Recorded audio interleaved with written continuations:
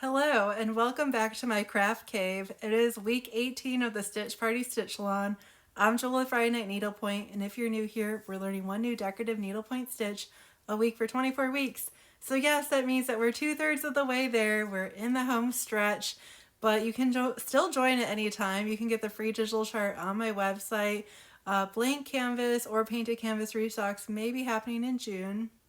But anyways, in the meantime, if you're stitching from the future, happy to have you here.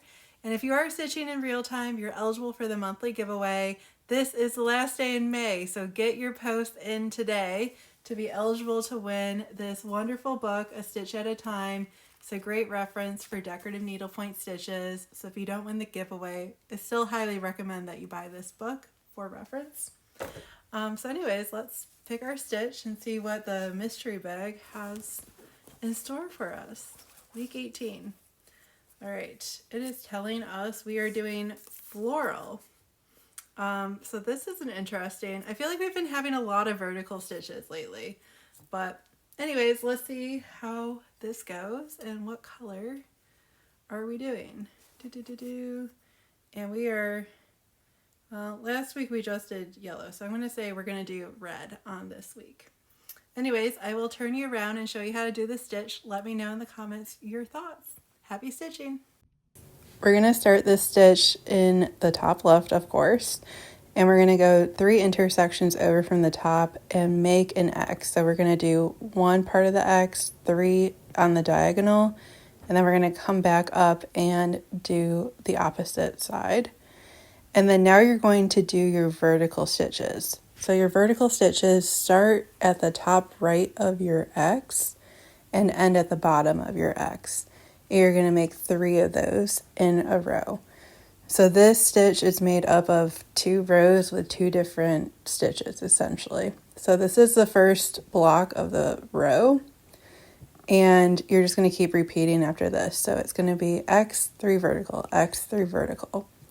And it's really important on the stitch that you cross your X's consistently so it looks cohesive at the end. And you'll see what I mean when we finish this stitch. And sometimes stitches are a little bit ugly ducklings at first. You may not like this initially, but once you see the finished square, I think you actually might like it. So doing some compensation, and then now we're doing some horizontal stitches. So the second row's block is to do a 2 diagonal X instead of the 3 diagonal. You're going to start your X from the bottom right of your previous X on the top row. And then you're just going to cross over. So you're going to go down to the right, and then you're going to go up to the right on this cross. And then now you're going to do 3 horizontal stitches. So this kind of mimics our wicker stitch that we did last week. Probably a good complement to it. So you're going to do 3 horizontal stitches, and the last one is going to end on the bottom left of your little X. So I'm going to call it big X and little X. So again, you're going to start your little X from the bottom right corner of the big X. And you're going to go down 2 diagonal and then cross over. And again, consistency is key. You can do it either way on your crosses for your X's. You just want to make sure that it stays the same. So this stitch is kind of an open stitch. I would say it's partially open because there are some intersections not covered by the big X. But that's okay. Honestly, once you see how it all looks, you might keep it. But you could add some accent thread or sparkles to those intersections that are showing through. And yeah, you just keep repeating your row. So you have a big X row, little X row, big X row, little X row.